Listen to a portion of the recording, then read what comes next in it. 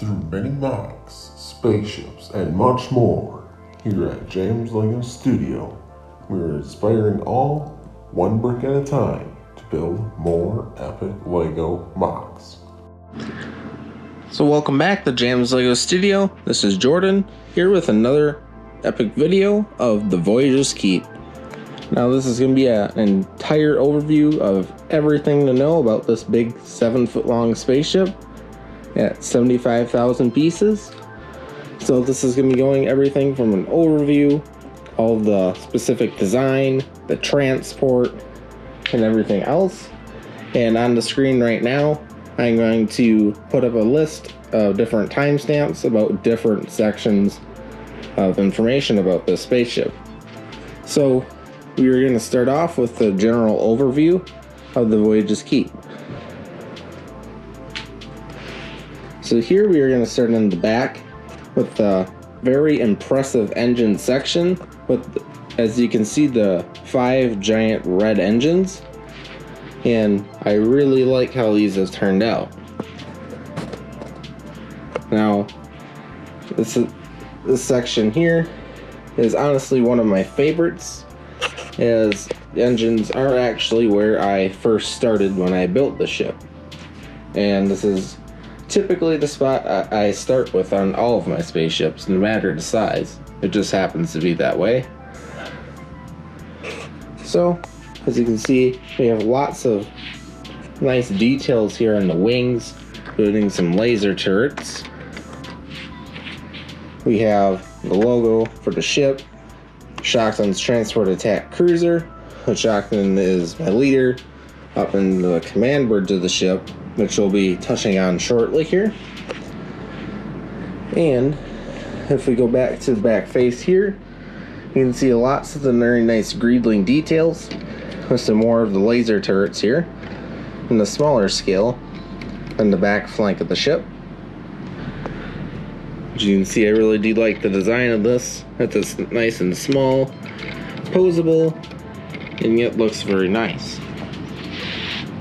And if we open up this panel here by taking out this little corner piece, and this panel will just lift right up.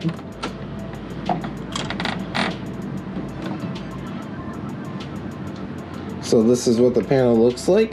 There's some simple 2x4 bricks on the bottom here to connect to these 2x2 jumpers, and on the inside we have an engine room. So as you can see, I have a few troops in there guarding it, because right now all my troops are on the ramp. So this is a section where it houses the main engine reactor. As you can see, some of the LEDs lighting up the middle reactor there. And you can see some hallways that go into the wings interiors that we'll show shortly. So on the other side, for details, we have some of the laser turrets here, the fend off enemy intruders. We have multiple of them per hallway section, and you can see we have some nice little control panels using some transparent parts and some levers, and they're on each of the hallway segments. And here's a better shot at one of the hallways. And as you can see, this ship is designed to fit minifigures walking through the entire thing, and that corridor in the front there leads to the ramp section of the ship where tanks and troops can board and exit the ship. So now we're gonna look at the bottom side of the back nearing the engine area. So as you can see here, we have many more laser turrets, and this time in a little bit bigger of a variety. So these ones are a little bit stronger, and they're meant to pull off stronger attacks. And unlike the Star Destroyer, which I'll touch on later when I get into inspirations, it actually has a defense on the bottom of the ship, so it can't be destroyed by just a couple lone fighters. And as we get to the bottom section of the wings, you can kind of see here we have some smaller laser turrets like I've showed up under the top. And under here, we have the mechanism that holds in these side panels to the wings that open up, which I'll be getting to just a second. As you can see, we have a similar detail on the other side of the ship, having the similar looking laser cannons going along the edges of the fold of the wings. So now we're going to open up these side panels of the wings. And so first, this panel will lift up, allowing you to see some of the interior without having to open up this entire thing right away. So you can see a reactor for the side engines over here, and on the left we have some vents, and you can kind of see where some of the hallways are opening up into the inside area here. Now I do have lots of room in here to where I can place many minifigures, which is kind of the idea, having mostly repairmen. But since the ship right now is fully operational, I decided to leave it a little bit more empty. But as we open up this, you can see it's just held in by some ball joints and some Technic axles, and that they hinge from some Technic beams on the inside here, which make it nice and strong, because this panel is quite thick and heavy, as you can see. And all of this filler, as you saw from the underneath, is not visible at all. So I was able to use some of the other color bricks to save my black elements for other models. So I'm just going to give you a better shot of the hallways here going into the engine reactor room. So you can see having multiple hallways gives minifigures much more access throughout the ship. And I'm going to give you a closer look at some of these greebling details here, using some of the like railing elements here to make some of the vents. And in the middle here, I'm using some of the tap elements, as well as some grilled 1x2 tiles to get a different ventilation look. And I'm using some other round elements to get some valves and seals in here to keep the ship very well sealed. So I'm going to close this back up by just simply pushing these axles underneath into these brightly colored ball joints, which these do have coverings for, but just for the purposes of this overview, it's easier to not have them on. So it can be a little bit finicky, so I'm going to leave this open for now, because I don't want to do it one-handed. So now we're going to move on to a cool section of the ship, that being the escape pod section. So as you can see, we have a couple of thin panels that transition the wings, and in fact this entire middle panel is able to pop out when the escape pod lever is pushed. So if we open this side compartment here, I've hidden a special lever in here, and for now I'm going to take the panel off so it's going to be easier to show. As you can see, it's just lightly attached with these hinges, so the escape pod feature will knock this panel out, and if I flick the lever, there goes the escape pod. So I'm going to quickly go over the escape pod. So we have a nice big window in the front with some powerful burst engines in the back for quick deployment, with lots of greebling details on the outside. And if we open this up, you can see it has enough room for 5 passengers, as well as having some greebling details to keep the ventilation going on the inside. And on the back door, if I open that up, you can see minifigures can fit through that. And it does have a valve on the inside, so you can use it as a play feature to open it up. So now if we set this down, we will continue with the overview. So in this section here, as I will describe later in the video, is completely new and redesigned because of some troubles transporting it to Brickworld Chicago last summer.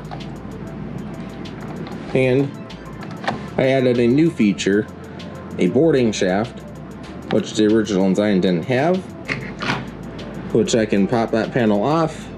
And as you can see, we have one of my troops in here guarding the shaft. And we have some nice lines going on the inside with some grilled tiles. So it's a little bit hard to see with the lighting it on the camera, but as you can see, it looks pretty cool.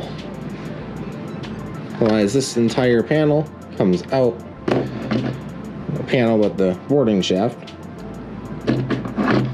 and you can see some of the gear racks on the inside.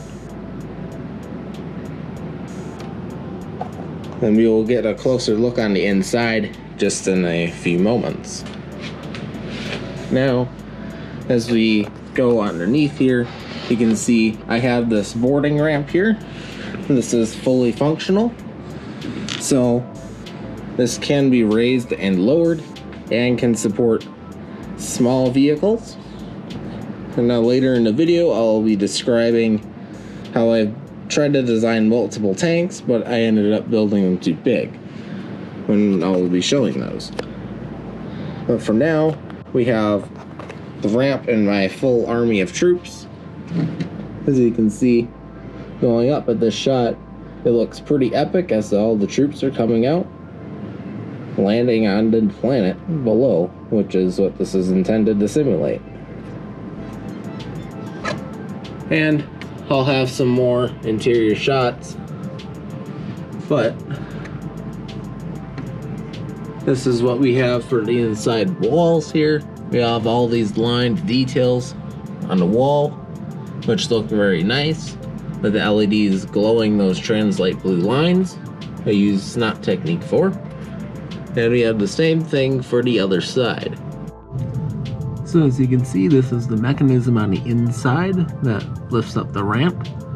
As you can see, we have two big pulley wheels with fishing line attached. And I'll explain that while the ramp is lifting up.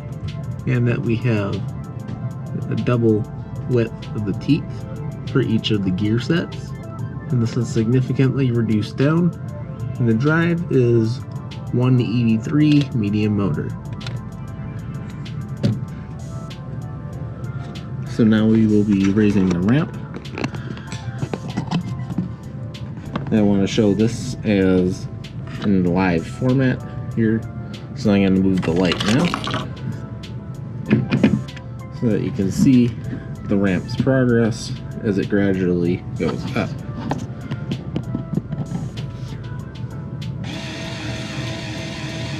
So now in some more details about the ramp.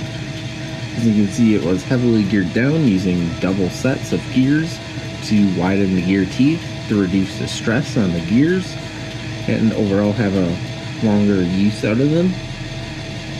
Also, as this ramp is rising,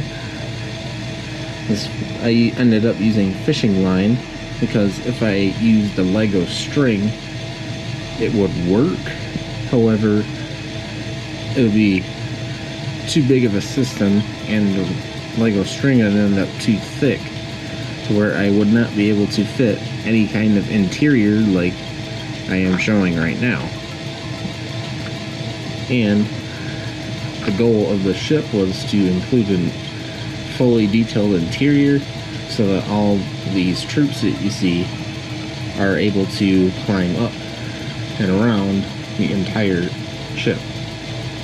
And the reason why this is also geared down so low is so that this ramp doesn't go too fast for how much weight it has. And But you can see that this is a simple lever arm system that works fairly well, so that I can get more mechanical advantage on this side where the pulleys are versus on the other side where the ramp hinges into the frame. So as you can see, we are now roughly halfway there, and I will check back in once it is fully up. So I guess I can show you that we have the IR sensor, and I'm powering it using the IR remote.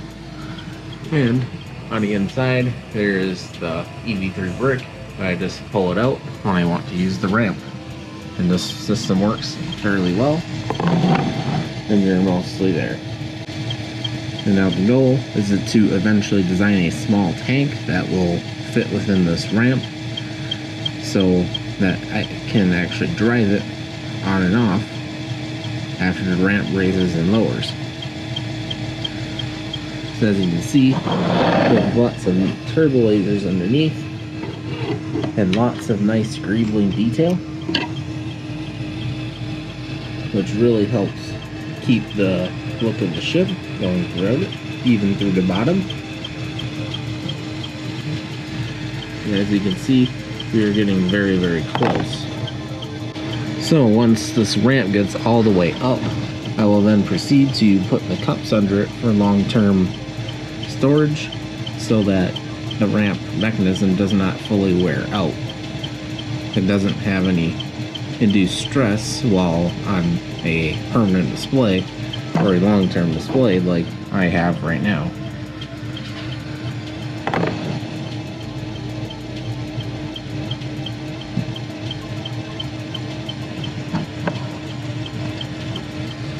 And I just find it amazing that I can get this mechanism to work with simply powering my one medium EV3 motor.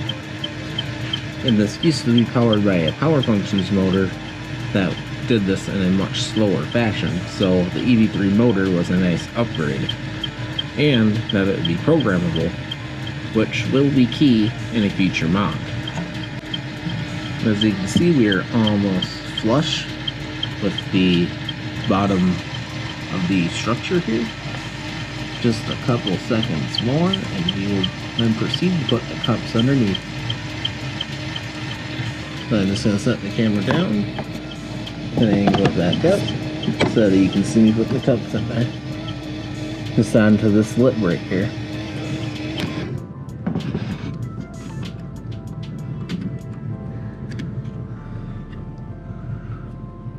So now the ramp is to its proper position here. In fact, I might have put it up just a little too high. So I'm just going to lower it just a little bit so that the slip sits on top of these cups.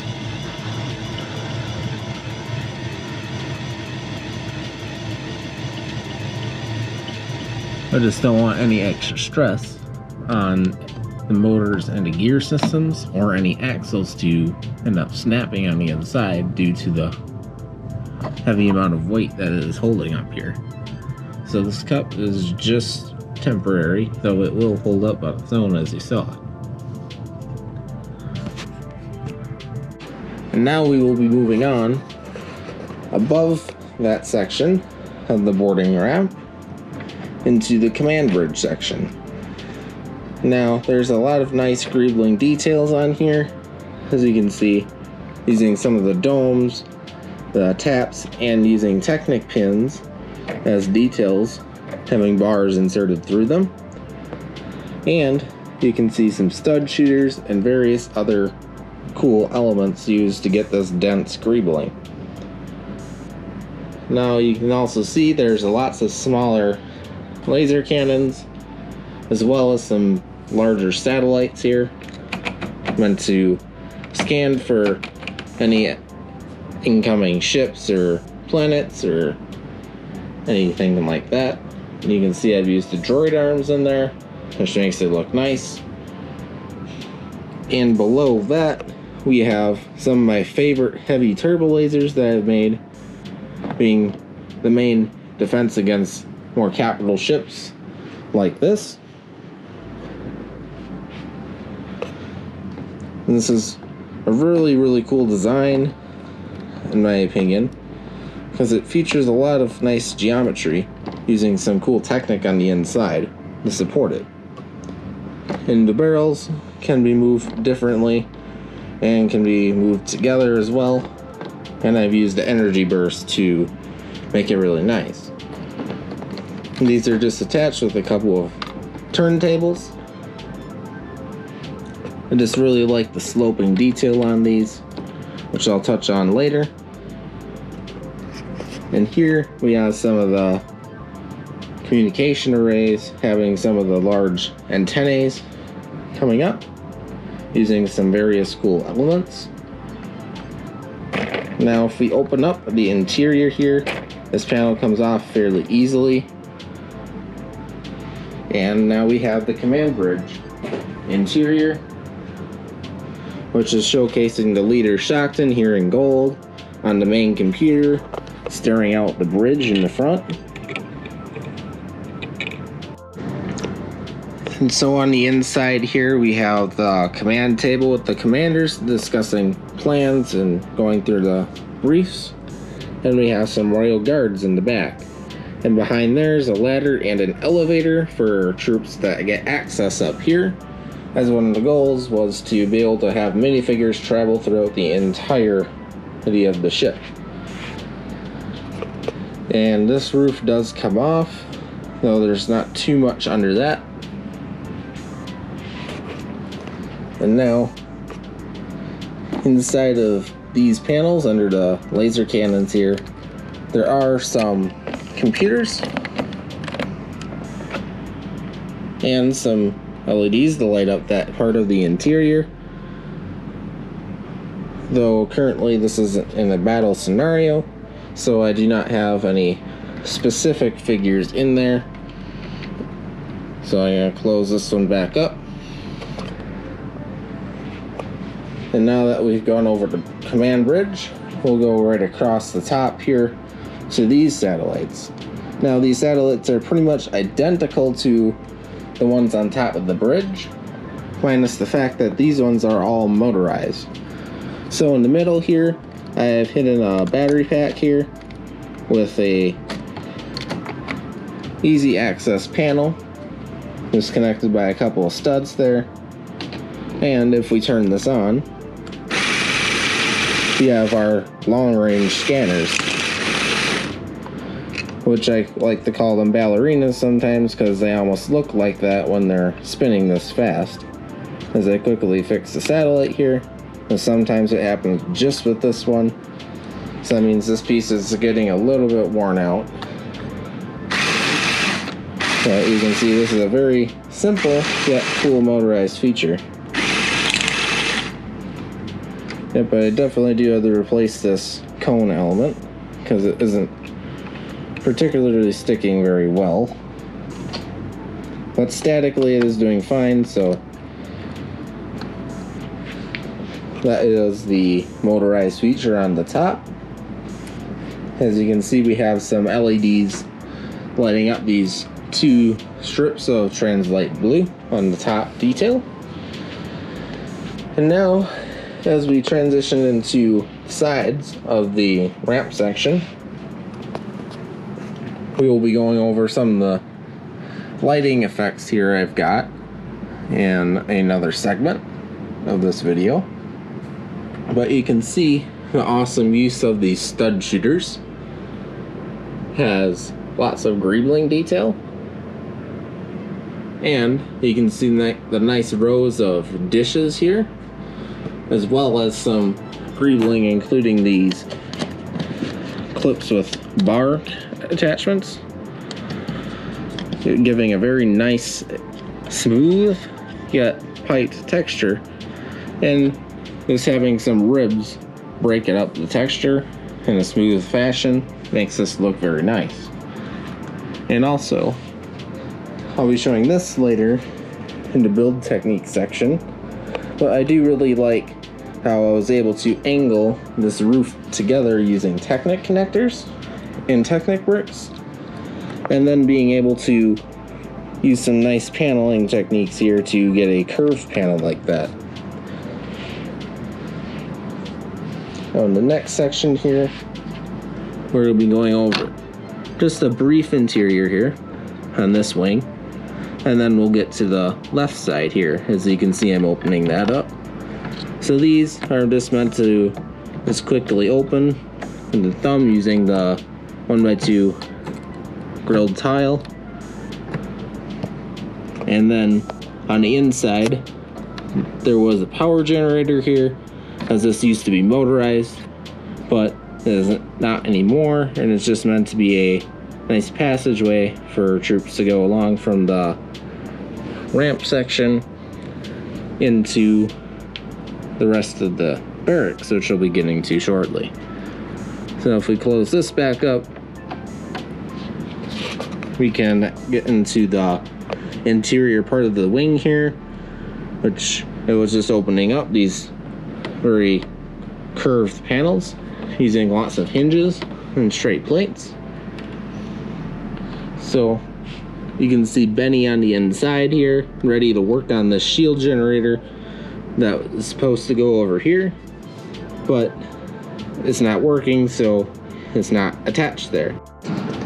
And so as we go to the top here, we have a heavy laser cannon, again to fend off the heavier capital ships, and we have some piping details to make it look like this is actually being powered. And before we get inside of the barracks, I'm going to touch on the roof here. It has lots of nice translite blue, white, and textured black striping across the main body of the roof. And we have 3 of these medium-sized laser cannons on the top. And so I get a quick overview shot from this angle so you can see what the ship looks like as you were to fly a smaller spaceship across it.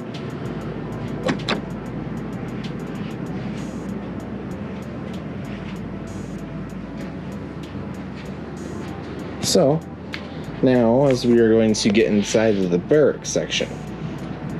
Now this panel opens up here, and you can see on the interior here there's lots of bed chambers for all of my space troops to get their proper sleep, and you can see some of the weapon storage and the troops that are scrambling out to the ramp as they're currently being deployed in this case.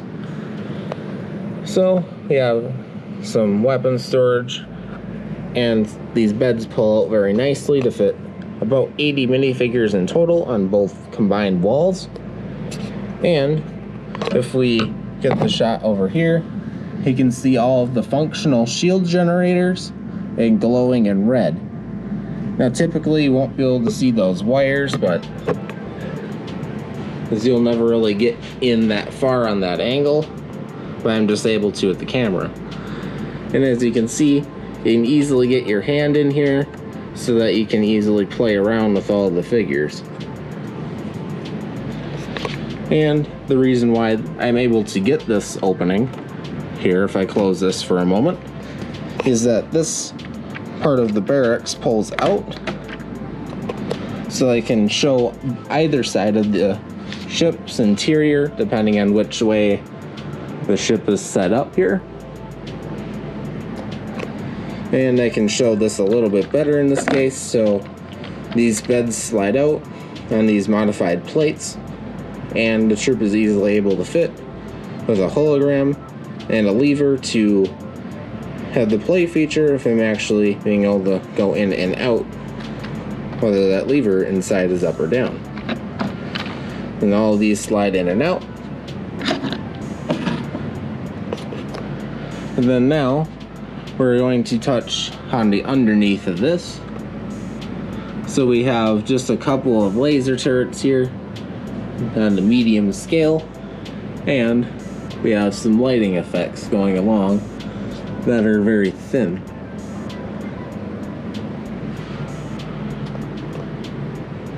And then before we get to the front, underneath the ramp here, I forgot to mention all the many medium laser cannons.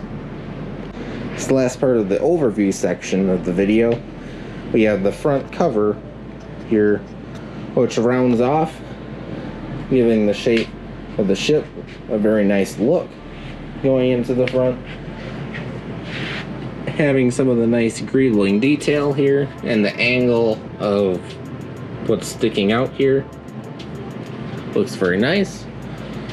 And then a very nice technique using the hinged 1x2 plates to get each of these oval, like quarter oval sections put together into the bigger oval.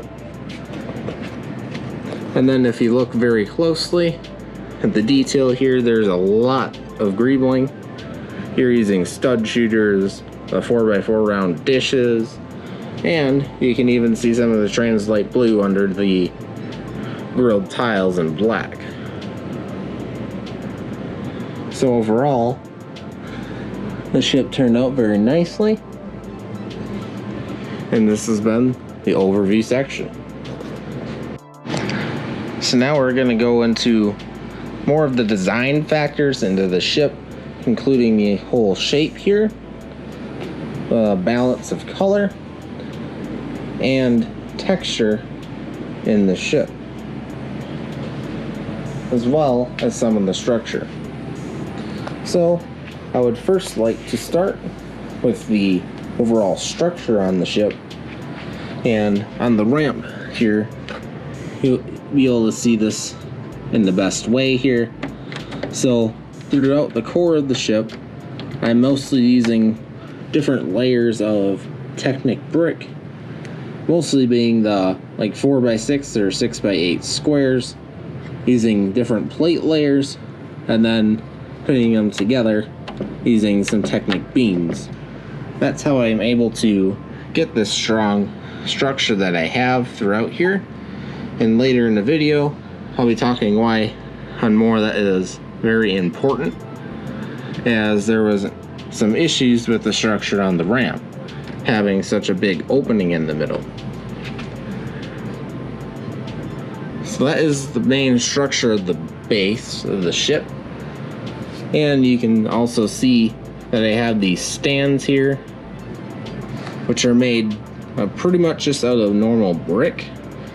And in fact, most people underestimate the strength of Lego brick, and there is no filler metal or anything like that going through these stands. It is just solid Lego 2x4 or 2x6 or 2x2 bricks. And then on the bottom here, the stand extends outward to widen the base. And if you look closely at the tops, you can see they get wider at the top. And this is so that from the width of the ship here, it diverts the force down the center column. And then once it gets to the base, it will spread it out evenly across the surface it is on a little bit better than if it were a thin stand. So those are more of the important structural elements, as Technic is all very strong and able to support the ship. So now we're going to touch on the shape of the ship. As you can see, it is a very unique shape, almost being triangular, but kind of has all those smooth organic curving. Kind of details on there that make this very unique.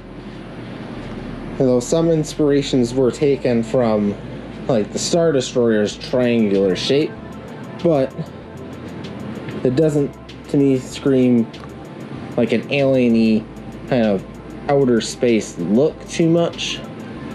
So I wanted to really add all these unique shapes in here. For example, the ovular front shape, instead of coming to just like a geometric point, I really wanted things on the ship very smooth, but I didn't want things too smooth to where it wouldn't have any detail, which is what I'll be touching on in a moment. But you can see, for example, on the wing here, it just has a nice curve to it, not being super geometric,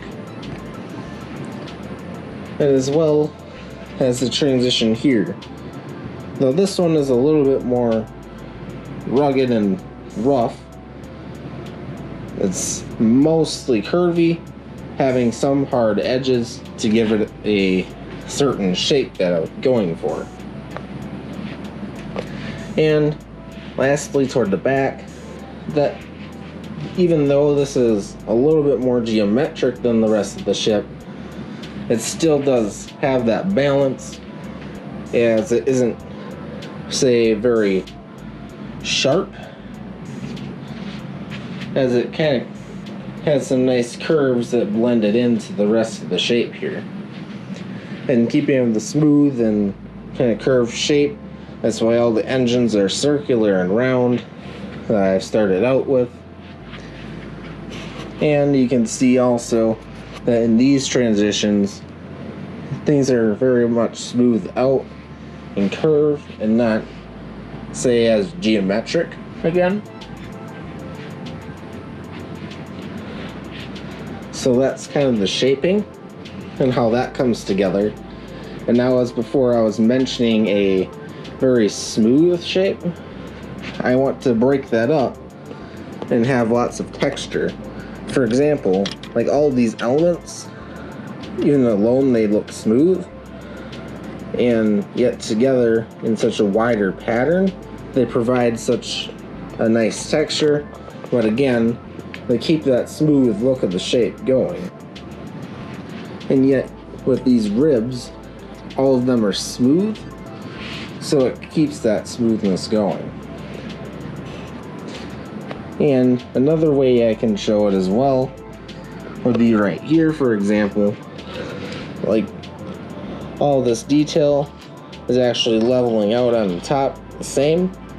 It just gives a sense of depth in it, and it gets some nice of the grooves in there of, like, say, the stud shooters, and that you can see looks pretty flat, but having that texture there makes a lot of difference. And then I'm keeping it smooth in the transitions of different panels so that I keep that look instead of having a gap there if I were to use too much texture. And now a really good place to look at it as well is on the top of the command bridge. You can see this is more densely packed with the texture, but yet I'm bordering it with the smooth. And all of the smaller features that extend on the top, like the satellites and the turrets and like the arrays they have here, all add to a smooth part at the base, but they go back to that textured look, which is kind of natural for this part of the spaceship. And then similar idea here, but I'm starting to smoothen it out a lot more. And then here, you can see I have a lot of depth in here in the texture and the detail, and yet I managed to keep it very smooth, for example with this roof, using the snap techniques here to incorporate the thin lines and textures of the 1x2 bricks, but just really makes it a generally smooth look and still getting that detail again. So that is a general description of the shape, the structure, and the detail, in keeping in mind the balance of different textures and color, which is something I'm going to talk about right now briefly, is the color. So you can see the ship is mostly black, yet what really makes it pop is the texture, which is why there's only very few other colors on here, being highlights of translite blue elements and smaller areas or certain major lines that have white. So you can see some of the snot technique here in the wing as well. So I do try to keep some highlights of colors going around. So you can see all the trans-light blue is highlighting these panels very well, and including even the ones for the lettering here. If I just show this a little bit better, you can see the snot technique I used there. It's using some tile, even incorporating texture with the 1x1 rounded shapes, and especially using the 1x1 rounded plates for the lettering instead of just normal brick. And you can see even more of the white highlights going throughout, and even some, even more white in between these panels, which keeps the striping balanced, yet adding simple color just to have a little bit of a pop.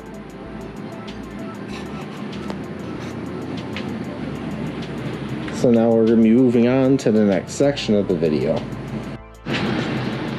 So now we're going to go into the different versions I had of the Voyages Keep. Right now is the most current version, which I showed off at Brickworld Virtual just a few days ago. But before that, I had the original one, which was fully set up in my room, and it had entirely different details here and a completely different structure, which if you went to Brickworld Chicago in the summer of 2019, you would know that I had lots of troubles with the ramp section of the ship due to the structure here, which is why I'm stressing the use of the Technic in this build, having the plate sandwich and the Technic beam clamping everything together, because this, which I'll show in a moment, some of the footage of me repairing it, you can see the frame was a lot weaker. So insert repair Voyages Keep clips, please, thank you. So now you can see that this is the old frame for the Voyages Keep. That is not very good because it didn't quite make it to the first show. So you can see that there's mostly basic brick in this structure with a very minimal single layer of Technic brick unclamped on the bottom.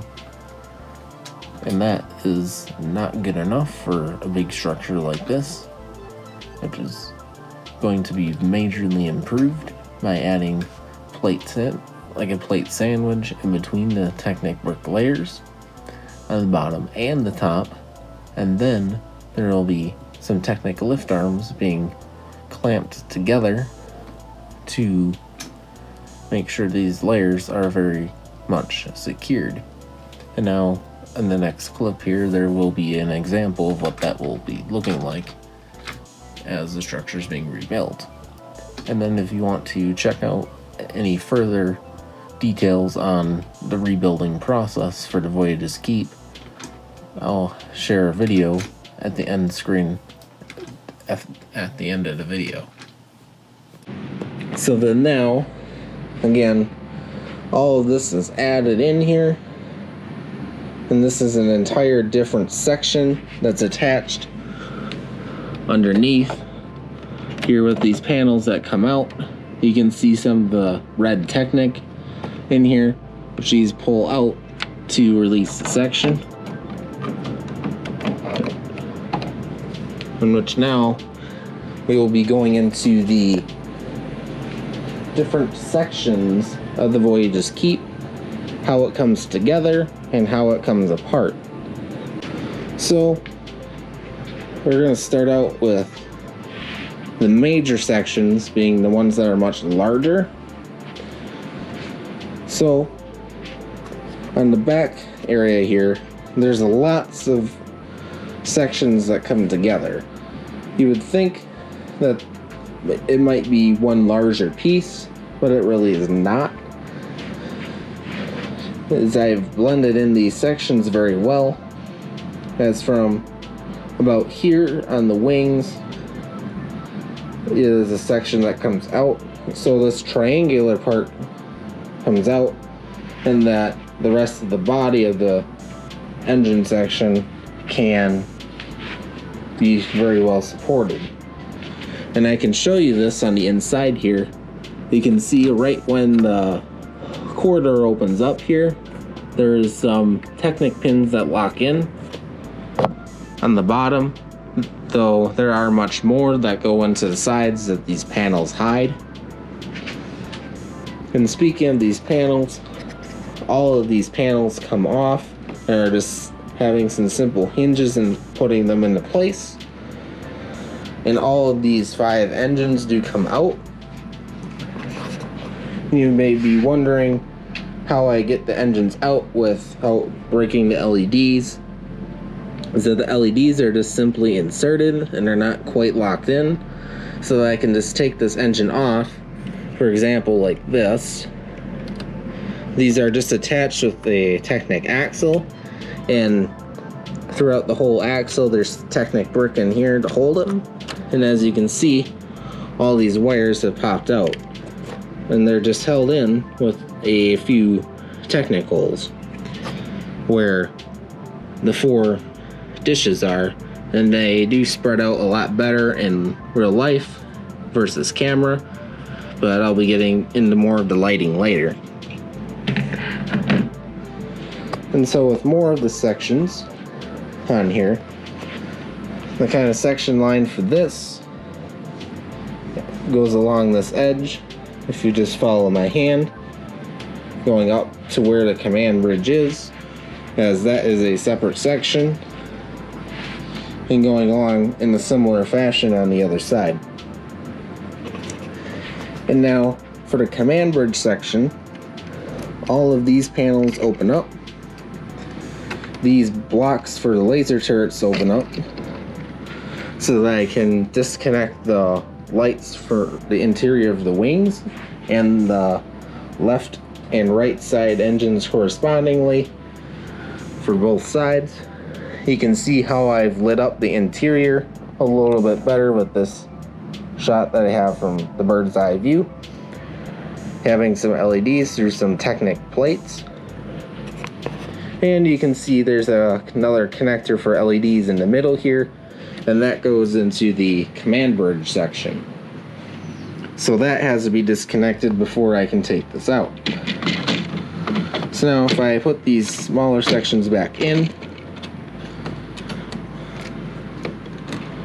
now this can be a little bit finicky because it is a bit tight, which I'll put this back on in a moment here. I'm just gonna set it off to the side for now. If I lift up these other panels here, you can start to see the random colored piece in here. Now the command bridge has 6 Technic axles that connect through this, that push it into place. And you might notice later on that a lot of this actually hangs into the ramp section, but most of the weight is held back here, and the weight is back here. So it does hold into place fairly well.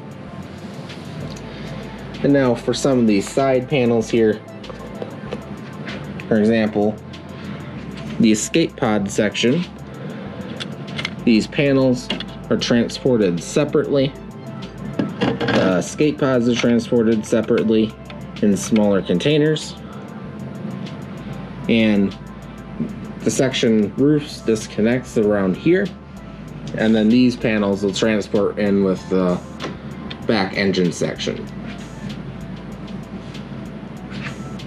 And then, as I showed you in the last segment, this is an entirely new section, and it's transported as its own new section as I've repaired it separately. And I have these Technic axles here that lock the Technic bricks through each other, locking into place, and then I can slide it out.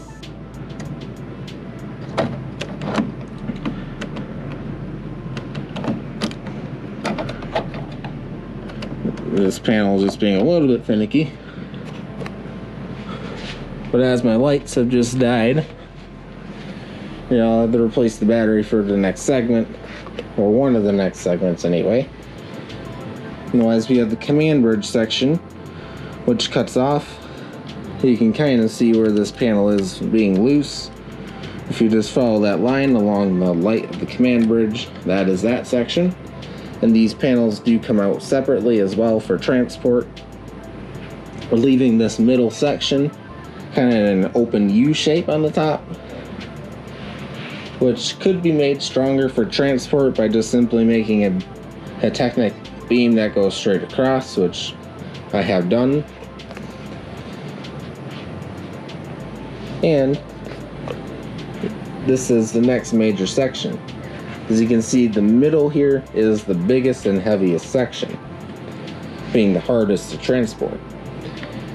And going up to here, you can kind of see the seam here, as I left it a little bit open so I can show you. And if you look very closely, depending on how I can get the light in there,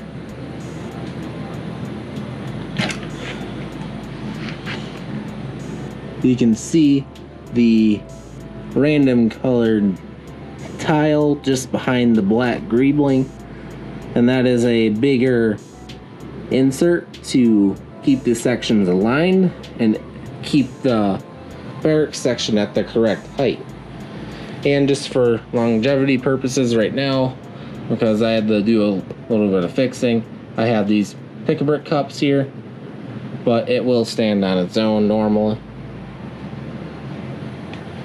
There's just a little bit of issues in the box.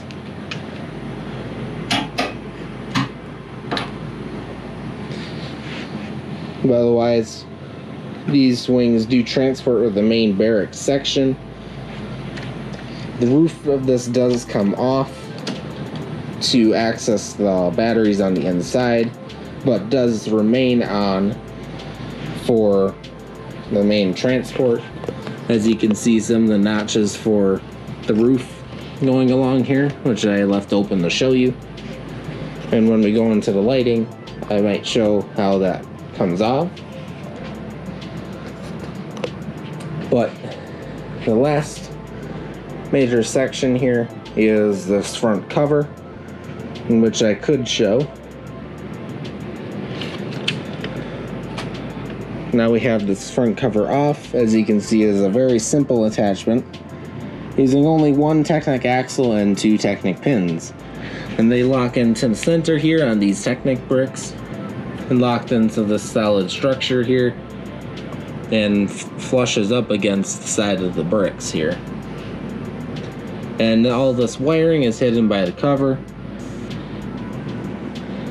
And this is really what it looks like here. And this transports in the same box as the command bridge here, just so I can save space. So that is the overview of all of the sections that this comes apart in. So now I'm going to show you an example on the boxes I transport my sections in.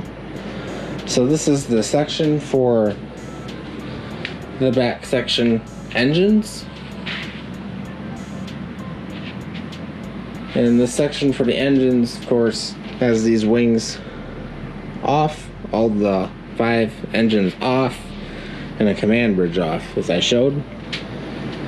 And then that, where it has its 3 stands underneath, I have 3 posts to have the stand inserts locked in so it doesn't sway side to side, or in this case too, I don't want it to bounce up and down.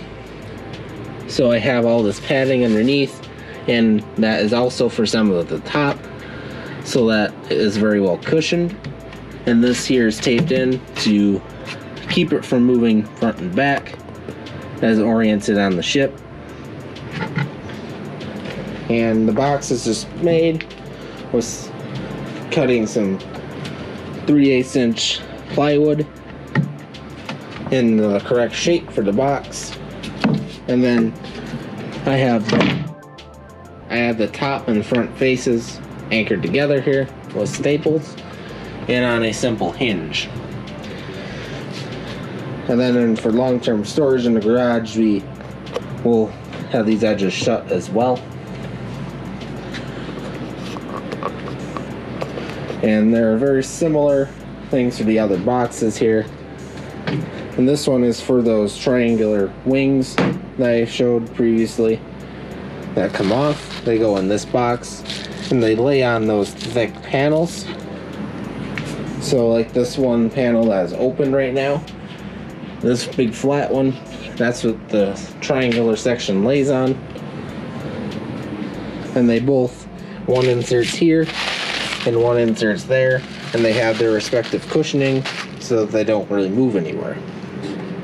And it's designed as the same as the other box, having the top and front faces anchored together and with one hinge.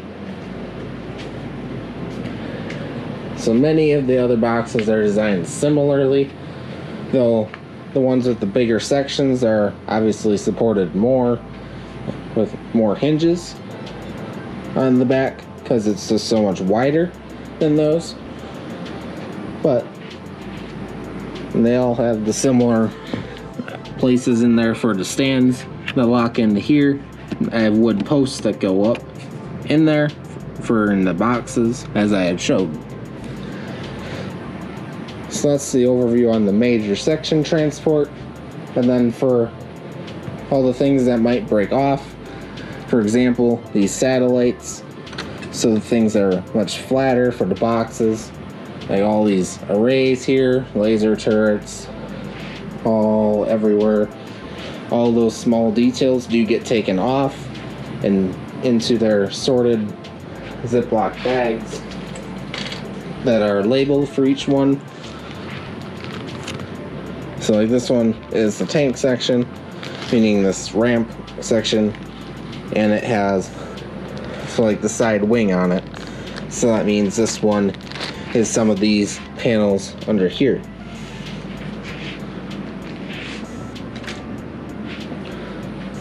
So all of them are labeled similarly and corresponding to which small piece it is. So that is the overview on transporting this massive spaceship and what sections it breaks down into. Now in terms of planning out a build this large, I broke it down into a very simple method in terms of what did I want on the interior of the spaceship. Like what is everything like on the inside for a minifigure. So I planned it out via the different rooms. So like for example, I wanted a command bridge. I wanted an interior space for all these engines and also the wings. I wanted an escape pod, which I have right here. I wanted a boarding shaft. Then I planned on incorporating a big ramp in the middle to land troops and being able to access that. I planned some extra side rooms for some of the shield generators. And then of course the barracks section that I had showed before. And then for the front cover, it was just easier to put this shape on in the method that I have. So I decided just to make it an extra section. But this one wasn't planned, though the rest of the ship was in terms of the rooms I wanted inside. And then I just kind of have like a vision for the shape for when I plan it, and then I just start building. In which, in case for all of my spaceships, typically 99% of the time, it is the center engine that I start on. It just happens to be that way, though in this case I always like working back the front, because I like to get the full sense of the scale, I think, by working on the widest section, which is atypically the engines. And then the work gets, I guess you can call it, easier as it gets thinner, but in some cases it's not. So for inspirations of building a ship like this, there's a lot of different Star Wars ships, lots of different sci-fi shows, and as well as building my 13-foot long spaceship before this. So this, of course, matches with that big spaceship. Not that this one isn't big, it's only half the size, but it matches with the rest of my fleet as I wanted to expand it. So that was another inspiration. And I wanted something, I guess you can say, slightly smaller to transport the show besides a 13-foot long spaceship, because that can take up a lot of time to set up. As this one, in its current state, took about 5.5 hours to get all the main sections on and then all the detail.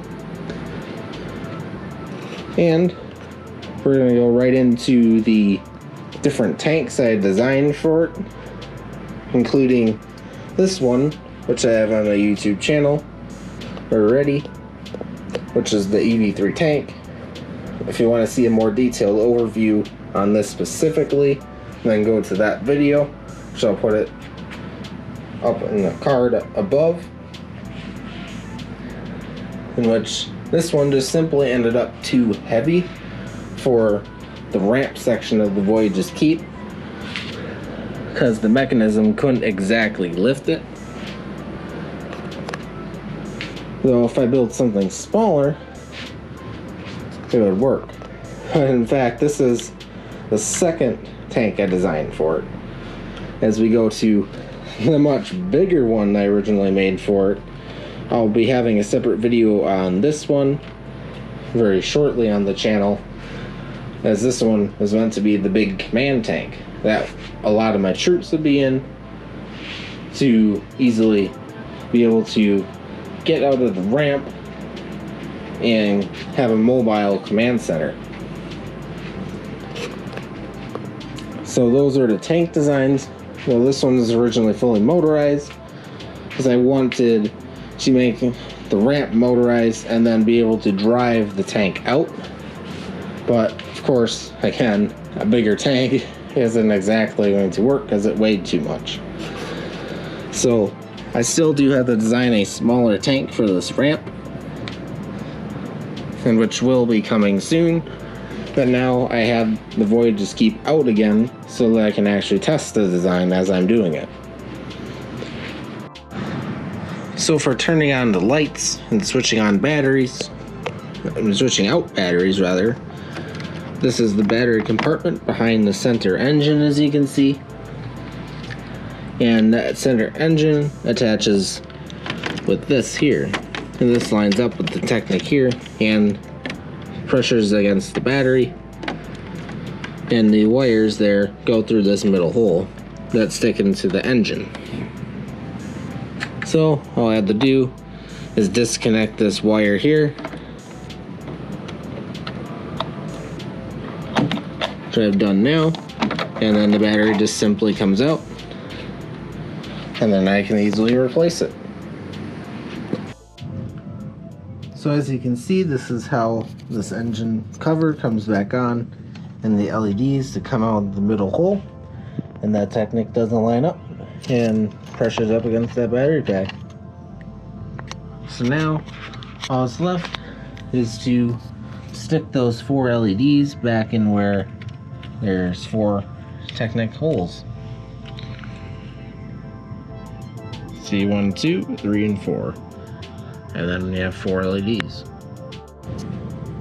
So before we change the battery in this, we had to lift up this panel.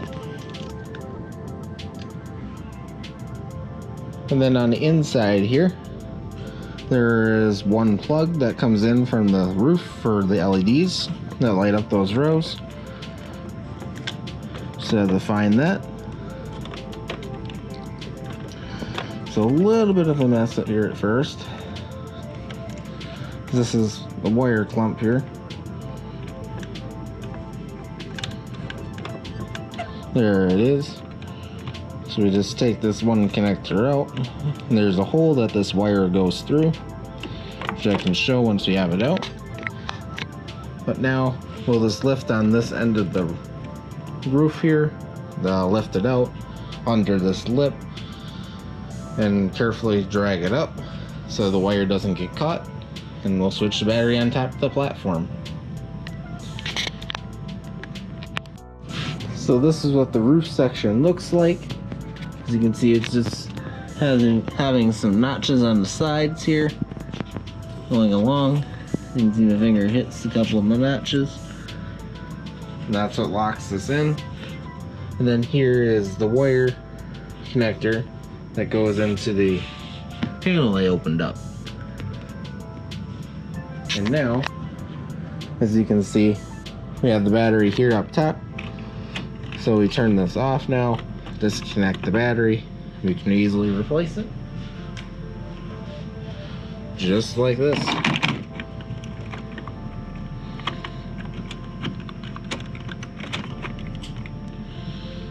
And see, don't have light because the roof is off, but in the other sections that it powers, being the ramp section and the other sides of this here, that we know we have connected it properly.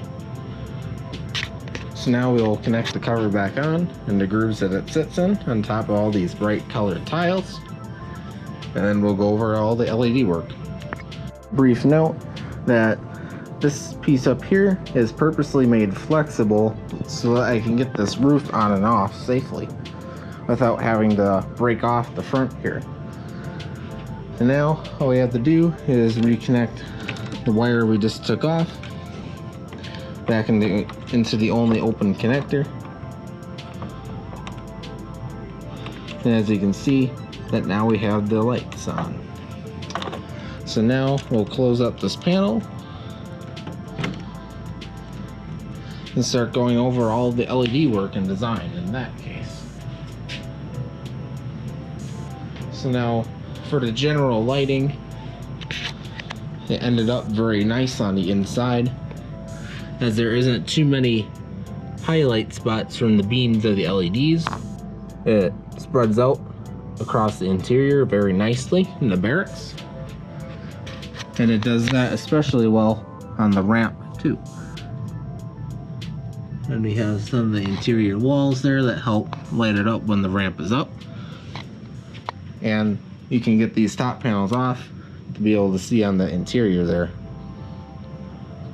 And as for the command bridge, we do get a couple of spots for the LEDs because it's simply quite close, and it's much worse on the camera than it actually is in person here, as the LEDs just show up as big bright spots.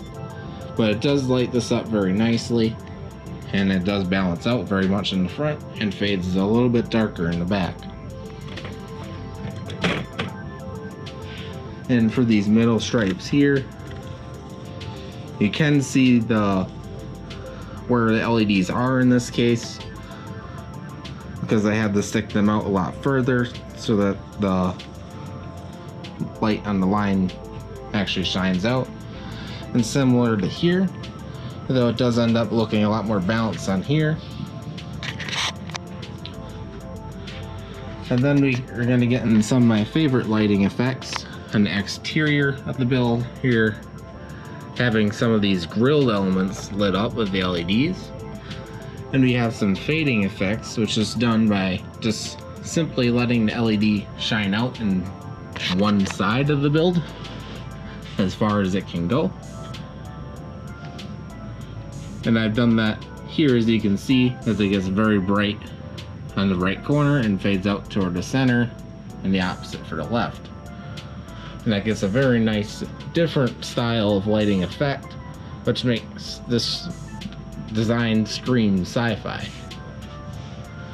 On the inside here, you can see some of the LEDs, though in this particular spot it's a little bit darker.